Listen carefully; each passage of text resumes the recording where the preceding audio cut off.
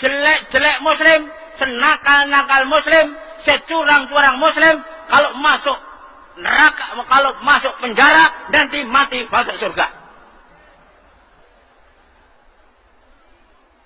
Seadil-adil kafir, sejujur-jujur kafir, sepinter-pinter kafir, sesantun-santun kafir, jadi menteri, masuk istana, mati masuk neraka.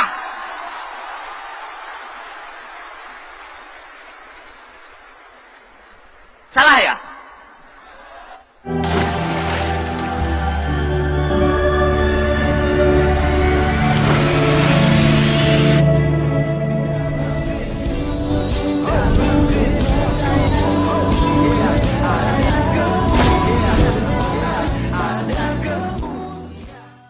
Apakah setiap umat Islam masuk surga? Iya, semua orang yang sudah Islam, yang mengatakan asyhadu alla ilaha illallah, asyhadu anna Rasulullah. Meskipun dia bermaksiat, lantang sekali dia meskipun dia melakukan dosa-dosa besar, selama tidak kafir, selama tidak batal syahadahnya, pintar-pintarnya, sejujurnya, kalau dia tidak diampuni oleh Allah, maka dia akan masuk neraka. Kemudian akan diazab sesuai dengan kadar dosanya. Setelah itu dimasukkan ke dalam surga. Padahal teman-teman sekalian jelas ya, sejelek-jelek muslim, bahwa senakal-nakal muslim, penghuni neraka itu securang-curang muslim, kepada kalau masuk yaitu surah neraka, Maryam kalau masuk 19 penjara ayat 71, nanti mati masuk surga. Mereka harus masuk neraka karena itu suatu keharusan bagi Tuhan. Seadil-adil kafir, nah teman-teman sekalian, dia katakan bahwasanya sejelek-jeleknya muslim, sesantun-santun kafir, jahat-jahatnya jadi menteri, masuk istana, mati masuk neraka. Muslim itu berbuat jahat dan segala macam yang mereka lakukan, korupsi dan maksiat, ya kalau mereka mati dijamin masuk surga. Wow. Teman-teman sekalian, memang sejelek-jelek muslim, begitu senakal-nakal muslim, oleh karena masih punya jatah di surga. Langsung ya teman-teman sekalian, sebaik kafir tidak punya jatah di surga. Bukan hanya Ustadz ini, kita sudah dengarkan bersama pernyataan beberapa Ustadz tadi, nomor 6933. Nabi bersabda, Jibril menemuiku dan memberiku kabar gembira. Apakah setiap umat Islam masuk surga? Iya, semua orang yang sudah Islam, yang mengatakan asyhadu alla ilaha illallah, asyhadu anna Rasulullah, meskipun dia bermaksiat, meskipun dia melakukan dosa-dosa besar, selama tidak kafir, selama tidak batal syahadahnya, kalau dia tidak diampuni oleh Allah, maka dia akan masuk neraka. Kemudian akan diazab sesuai dengan kadar dosanya. Setelah itu dimasukkan ke dalam surga. Sejelek-jelek muslim, senakal-nakal muslim, securang-curang muslim, kalau masuk neraka, kalau masuk penjara nanti mati masuk surga. Seadil-adil kafir, sejujur-jujur kafir, sepinter-pinter kafir, sesantun-santun kafir, jadi menteri, masuk istana, mati masuk neraka.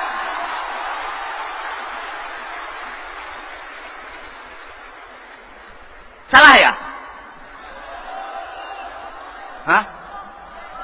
Sejelek-jelek muslim, senakal-nakal muslim, masih punya jatah di surga. Sebaik-baik kafir tidak punya jatah di surga. Kita sudah dengarkan bersama pernyataan beberapa Ustadz tadi, nomor 6933. Nabi bersabda, Jibril menemuiku dan memberiku kabar gembira, bahwasanya siapa saja yang meninggal dengan tidak menyekutukan Allah dengan sesuatu apapun, maka dia masuk surga. Maka saya bertanya, meskipun dia mencuri dan berzina? Nabi menjawab, meskipun dia mencuri dan juga berzina. Bukan cuma di hadis Sahih Bukhari, dalam Sahih Muslim juga ada, yaitu hadis Sahih Muslim nomor 137. Nabi bersabda, Jibril alaihi salam mendatangiku lalu memberikan kabar gembira kepadaku, bahwa orang yang meninggal dari umatmu dalam keadaan tidak mensyirikkan Allah dengan sesuatu apapun niscaya masuk surga. Maka aku bertanya, meskipun dia berzina dan mencuri? Jibril menjawab, walaupun dia berzina dan mencuri. Oke teman-teman, menurut iman saudara kita Muslim, meskipun berzina dan mencuri pasti masuk surga. Oke, teman-teman sekalian, itulah yang kita sudah dengarkan bersama ya, baik Ustadz Firanda maupun juga tadi seorang opa gitu ya. Apakah dia seorang ustadz atau kiai ini juga ya.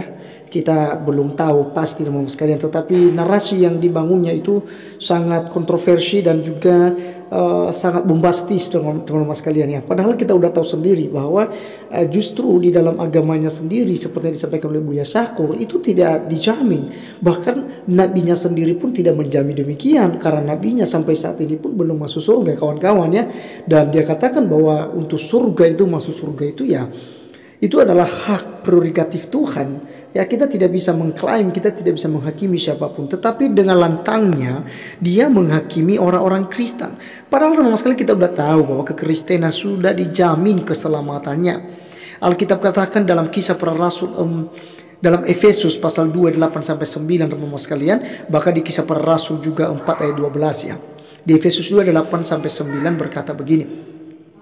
Sebab karena kasih karunia kamu diselamatkan oleh iman. Itu bukan hasil usahamu tetapi pemberian Allah. Itu bukan hasil pekerjaanmu. Jangan ada orang yang membanggakan diri. Sedangkan di dalam Kisah Para Rasul 4 ayat 12. Dan keselamatan tidak ada di dalam siapapun juga selain di dalam Dia. Sebab di dalam kolong langit ini tidak ada nama lain yang diberikan kepada manusia yang olehnya kita dapat diselamatkan. Jadi hanya di dalam nama Yesus Kristus kita diselamatkan. Lagi pula Tuhan Yesus adalah jalan, kebenaran dan hidup.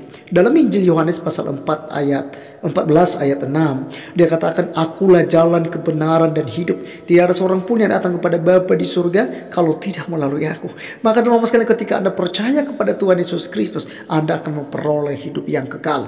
Kemudian teman-teman sekalian, kalau kita kembali kepada Injil Yohanes pasal yang ketiga ayat 16 dikatakan demikian, karena begitu besar kasih Allah akan dunia ini sehingga telah mengaruniakan anaknya yang tunggal supaya setiap orang yang percaya kepadanya tidak binasa melainkan beroleh hidup yang kekal. Jadi teman-teman sekalian, kalau kita percaya kepada Tuhan Yesus Kristus, kita dijamin untuk masuk surga. Tidak insya Allah, tidak mudah-mudahan, tetapi pasti. Ya, barang siapa yang percaya kepada Tuhan Yesus Kristus pasti diselamatkan.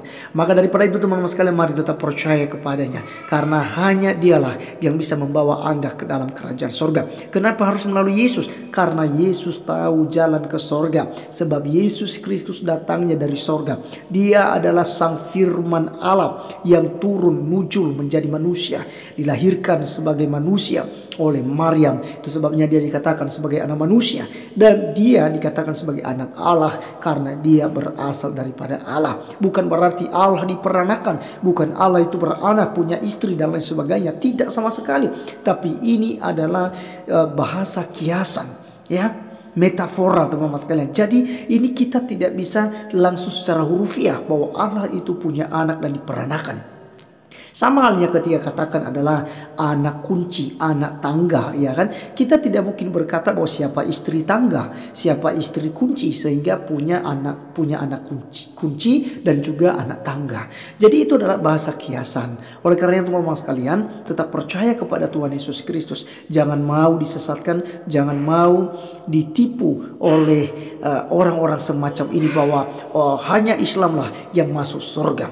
Padahal jelas-jelas dikatakan dalam kitab sucinya sendiri, dalam surat Maryam 19 ayat 71 ya, dikatakan di sana bahwa sudah seharusnya mereka masuk dalam neraka, dan itu sudah suatu kepastian, keharusan daripada Tuhan mereka. Oleh karena itu teman-teman sekalian, tetap percayalah bahwa Tuhan juru selamat kita, dan Dia akan membawa kita ke dalam kerajaan surga dari sekarang hingga sampai selama-lamanya. Tuhan Yesus memberkati kita. Sampai ketemu di video berikutnya. Salam.